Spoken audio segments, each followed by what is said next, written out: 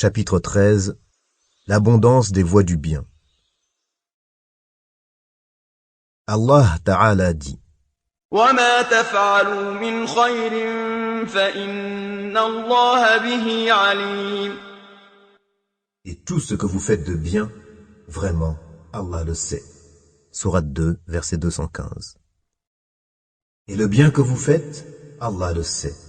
Sourate 2, verset 197. Quiconque fait un bien, fût-ce du poids d'un atome, le verra. Sourate 99, verset 7. Quiconque fait le bien, le fait pour lui-même. Sourate 45, verset 15. Les versets concernant ce chapitre sont nombreux. Quant aux traditions prophétiques, elles sont si nombreuses qu'il est difficile de toutes les mentionner. Nous nous contenterons d'en citer quelques-unes. 117. Abu Dhar Jundub ibn Junada radiyallahu anhu rapporte: Je dis: Ô messager d'Allah, quelle est la meilleure des œuvres? Il répondit: La foi en Allah et le combat pour sa cause. Je dis: Quel est l'esclave dont l'affranchissement est le mieux récompensé? Il dit: Le plus précieux pour ses maîtres et qui a le plus de valeur. Je dis: Et si je ne peux pas? Il dit: Rends service à quelqu'un ou aide celui qui est maladroit. Je dis: Ô messager d'Allah, vois-tu si je ne suis pas capable d'accomplir certaines actions? Il répondit: Épargne ton mal aux gens, c'est une aumône que tu te feras à toi-même. Al-Bukhari et Muslim. 118. D'après Abu Dhar également, radiyallahu anhu, le messager d'Allah alayhi salatu wassalam a dit: Chaque os et articulation de votre corps est redevable chaque matin d'une aumône. Chaque tasbih, dire Subhanallah, gloire à Allah, est une aumône. Chaque tahmid, Alhamdulillah, louange à Allah, est une aumône. Chaque tahlil, dire La ilaha illallah, il n'y a point de divinité digne d'adoration en dehors d'Allah, est une aumône. Chaque takbir, dire Allahu Akbar, Allah est le plus grand, est une aumône. Ordonner le bien est une aumône. Interdire le mal est une aumône. Et il vous suffit, à la place de tout cela, d'accomplir une prière de 2 raka'ah dans la matinée. Muslim. 119. Selon Abu Dhar, radiyallahu anhu, le prophète alayhi salatu wassalam a dit: On m'a présenté les bonnes et les mauvaises actions de ma communauté. J'ai trouvé parmi ces bonnes actions le fait de retirer de la voie publique ce qui pourrait nuire aux passants, et parmi ces mauvaises actions, de ne pas enterrer son crachat sous la terre de la mosquée. Muslim. 120. D'après Abu Dhar, radiyallahu anhu, des gens interrogèrent le prophète, alayhi salatu wassalam. Ô messager d'Allah, les riches ont accaparé les récompenses d'Allah. Ils accomplissent la prière comme nous, jeûnent comme nous, et en plus, ils font l'aumône avec l'excédent de leur richesse. Il leur répondit: Allah n'a-t-il pas mis à votre disposition de quoi faire l'aumône? En effet, chaque tasbih, dire gloire à Allah, subhanallah, est une aumône. Chaque takbir, dire Allah est le plus grand, Allahu Akbar, est une aumône. Chaque tahmid, dire louange à Allah, alhamdulillah, est une aumône. Chaque tahlil, dire il n'y a point de divinité digne d'adoration en dehors d'Allah, la ilaha illallah, est une aumône. Ordonner ce qui est convenable est une aumône. Interdire ce qui est blâmable est une aumône. Et même dans chacun de vos rapports avec vos épouses, il y a une aumône. Les compagnons dirent: Ô messager d'Allah, l'un d'entre nous prend du plaisir et en plus, il en est récompensé? Il, alayhi salatu wassalam, répondit: Imaginez qu'il ait eu des rapports illégitimes. N'aurait-il pas commis un péché? Eh bien, de la même manière, il est récompensé lorsqu'il a des rapports légitimes. Muslim. 121. D'après Abu Dhar, radiyallahu anhu, le messager d'Allah, alayhi salatu wassalam, lui a dit: Ne méprise surtout aucun bienfait, pas même le fait d'accueillir ton frère avec un visage souriant. Muslim. 122. D'après Abu Huraira, radiyallahu anhu, le messager d'Allah, alayhi salatu wassalam, a dit: Chaque os et articulation de votre corps est redevable d'une aumône chaque jour qu'Allah fait. Juger équitablement entre deux personnes est une aumône. Aider quelqu'un à prendre place sur sa monture ou lui tendre ses affaires une fois qu'il s'y est installé est une aumône. Une bonne parole est une aumône. Chaque pas fait en direction de la mosquée pour la salat est une aumône. Retirer de la voie publique ce qui pourrait nuire aux gens est une aumône. Al-Bukhari et Muslim. Muslim rapporte également ce hadith selon Aïcha radhiyallahu anha qui a dit: le messager d'Allah alayhi salatu wassalam a dit: tout homme est créé avec 360 articulations. Quiconque exalte la grandeur d'Allah, le loue, atteste de son unicité, le glorifie, implore son pardon, retire une pierre, des ronces ou des os de la voie publique, ordonne ce qui est convenable et interdit ce qui est blâmable, le tout 360 fois, ce sera ce jour-là éloigné de l'enfer. 123. Selon Abu Huraira radhiyallahu anhu, le prophète alayhi salatu wassalam a dit: celui qui se rend le matin ou le soir à la mosquée, Allah lui prépare au paradis pour chacun de ses déplacements le meilleur des accueils réservés à un hôte. Al-Bukhari et Muslim. 124. Abu Huraira radhiyallahu anhu rapporte que le messager d'Allah alayhi salatu wassalam a dit: ô femmes musulmanes, que l'une d'entre vous ne dédaigne pas faire un cadeau à sa voisine, ne serait-ce qu'un pied de mouton. Al-Bukhari et Muslim. 125. D'après Abu Huraira radhiyallahu anhu, le prophète alayhi salatu wassalam a dit: la foi comporte plus de 70 branches. La plus élevée est l'attestation qu'il n'y a point de divinité digne d'adoration en dehors d'Allah, et la moindre consiste à écarter de la voie publique ce qui pourrait nuire aux gens. La pudeur est l'une des branches de la foi. Al-Bukhari et Muslim. 126. Selon Abu Huraira radhiyallahu anhu, le messager d'Allah alayhi salatu wassalam a dit: alors qu'un homme marchait sur une route, il eut très soif. Il trouva un puits dans lequel il descendit pour y boire de l'eau. En remontant du puits, il vit un chien haletant et mangeant de la terre humide tellement il avait soif. L'homme se dit: ce chien est aussi assoiffé que je l'étais précédemment. Il redescendit dans le puits, remplit sa chaussure d'eau, remonta en la tenant par la bouche et abreuva le chien. Allah l'en récompensa et lui pardonna. Les compagnons demandèrent: ô messager d'Allah, avons-nous donc une récompense pour nos bienfaits envers les animaux? Il alayhi salatu wassalam répondit: tout bienfait envers tout être vivant est récompensé. Al-Bukhari et Muslim. Dans une autre version d'Al-Bukhari, Allah l'en récompensa en lui pardonnant ses péchés et en le faisant entrer au paradis.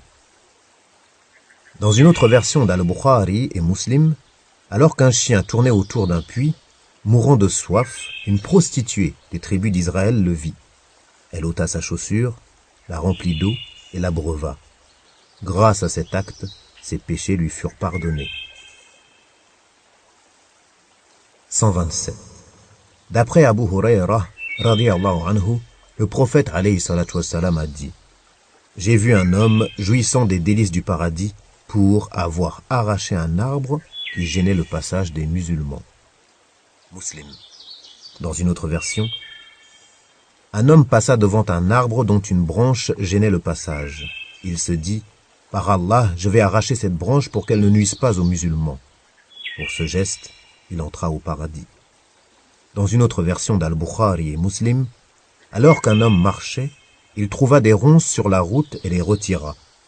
Allah l'en récompensa en lui pardonnant ses péchés. 128. Selon Abu Huraira radhiyallahu anhu, le messager d'Allah alayhi salatu wassalam a dit: quiconque effectue ses ablutions avec soin va assister à la prière du vendredi et écoute le prêche en silence, se voit pardonner ses péchés commis depuis le précédent vendredi et en y ajoutant 3 jours. Quant à celui qui joue avec le gravier pendant le prêche, il se sera laissé distraire par des futilités. Muslim. 129. D'après Abu Huraira, radiyallahu anhu, le messager d'Allah, alayhi salatu wassalam, a dit: lorsque le musulman ou le croyant effectue ses ablutions et se lave le visage, tous les péchés commis avec ses yeux s'en vont avec l'eau ou avec la dernière goutte d'eau. Lorsqu'il se lave les mains, tous les péchés commis avec ses mains s'en vont avec l'eau ou avec la dernière goutte d'eau. Lorsqu'il se lave les pieds, tous les péchés commis avec ses pieds s'en vont avec l'eau ou avec la dernière goutte d'eau, jusqu'à ce qu'il en sorte pur de tout péché. Muslim. 130. D'après Abu Huraira, radiyallahu anhu, le messager d'Allah, alayhi salatu wassalam, a dit: entre les 5 prières quotidiennes, la prière du vendredi, Jumu'ah, à la suivante, le jeûne du mois de Ramadan au suivant, tous les péchés sont effacés, à l'exception des péchés majeurs.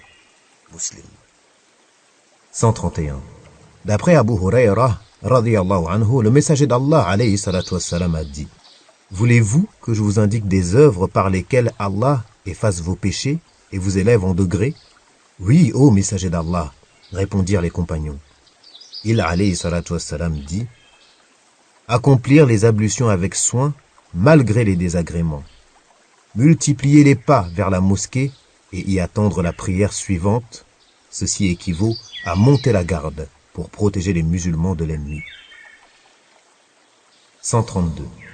D'après Abu Musa al-Ash'ari, radiyallahu anhu, le messager d'Allah, alayhi salatu wassalam, a dit: celui qui accomplit al-Bardayn, la prière du Fajr et celle du Asr, entrera au paradis. 133. D'après Abu Musa al-Ash'ari, radiyallahu anhu, le messager d'Allah, alayhi salatu wassalam, a dit: lorsque le serviteur d'Allah tombe malade ou part en voyage, Allah lui inscrit la récompense des œuvres qu'il avait l'habitude d'accomplir avant son voyage ou lorsqu'il était en bonne santé. Al-Bukhari. 134. D'après Jabir, radiyallahu anhu, le messager d'Allah, sallallahu alayhi wa sallam, a dit: toute bonne action et tout service rendu sont des aumônes. Al-Bukhari. Muslim rapporte ce hadith selon Hudhayfa, radiyallahu anhu. 135. Selon Jabir, radiyallahu anhu, le messager d'Allah, alayhi salatu wassalam, a dit: nul musulman ne plante un arbre sans qu'il lui soit inscrit une aumône pour chaque fruit mangé, pour chaque fruit volé ou pour chaque détérioration qu'il subit. Muslim. Dans une autre version de Muslim, le musulman ne plante pas un arbre dont mange un homme, une bête ou un oiseau sans que cela lui soit inscrit comme une aumône jusqu'au jour de la résurrection. Dans une autre de ces versions, le musulman ne plante pas un arbre, ni ne sème une graine dont mange un être humain, une bête ou autre, sans que cela lui soit inscrit comme une aumône. Al-Bukhari et Muslim selon un récit de Anas. 136. Jabir, radiyallahu anhu, rapporte: les Bani Salima souhaitèrent emménager près de la mosquée du prophète, alayhi salatu wassalam, ce qui parvint aux oreilles du messager d'Allah, sallallahu alayhi wa sallam, qui leur dit: j'ai appris que vous vouliez vous rapprocher de la mosquée.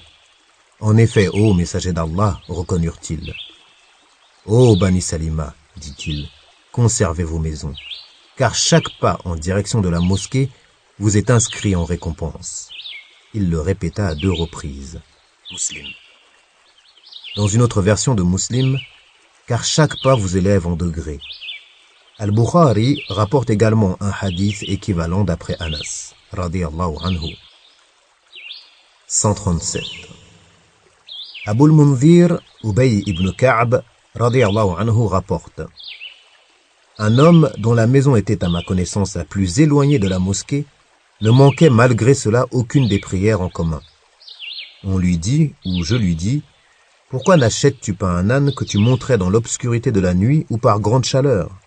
Il répondit: je ne voudrais pour rien au monde habiter près de la mosquée, car je souhaite être récompensé pour les pas qui me mènent à la mosquée et qui me ramènent vers ma famille. Le messager d'Allah, sallallahu alayhi wa sallam, lui dit: Allah a effectivement réuni tout cela pour toi. Muslim. Dans une autre version, tu as en effet obtenu tout ce que tu as espéré. 138. Selon Abu Muhammad, Abdullah ibn Amr ibn al-As, radiyallahu anhuma, le messager d'Allah alayhi salatu wassalam a dit: il y a 40 bonnes actions, dont la plus méritoire consiste à prêter une chèvre à quelqu'un pour qu'il profite de son lait. Nul n'accomplit l'une de ces bonnes actions tout en espérant sa récompense et en croyant à ce qui lui a été promis, sans qu'Allah le fasse entrer grâce à elle au paradis. Al-Bukhari. 139. Adi ibn Hatim, radiyallahu anhu, rapporte avoir entendu le prophète, alayhi salatu wassalam, dire: préservez-vous de l'enfer, ne serait-ce que par la moitié d'une date, offerte ou donnée en aumône. Al-Bukhari et Muslim. Dans une autre version d'Al-Bukhari et de Muslim, d'après Adi également, le messager d'Allah, alayhi salatu wassalam, a dit: votre Seigneur parlera à chacun d'entre vous sans interprète le jour de la résurrection. Vous regarderez à votre droite et ne verrez que les actions que vous avez avancées. Vous regarderez à votre gauche et ne verrez que les actions que vous avez avancées. Et vous regarderez devant vous et ne verrez que le feu devant votre visage. Protégez-vous donc du feu, ne serait-ce que par la moitié d'une date, offerte ou donnée en aumône, et que celui qui n'en trouve pas se contente de dire une bonne parole. 140. D'après Anas, radiyallahu anhu, le messager d'Allah, alayhi salatu wassalam, a dit: Allah est satisfait de son serviteur qui, après avoir mangé ou bu, le loue. Muslim. 141. D'après Abu Moussa, radiyallahu anhu, le prophète, alayhi salatu wassalam, a dit: chaque musulman est redevable d'une aumône. S'il n'en a pas les moyens, demanda-t-on, qu'il travaille de ses mains pour son propre bien et pour faire l'aumône, répondit-il, alayhi salatu wassalam. S'il en est incapable, qu'il aide le nécessiteux en difficulté, dit-il, alayhi salatu wassalam. S'il en est également incapable, qu'il recommande le bien, répondit-il, sallallahu alayhi wa sallam. S'il ne le fait pas, qu'il s'abstienne alors de faire du mal, car c'est aussi une aumône, conclut-il, alayhi salatu wassalam. Al-Bukhari et Muslim.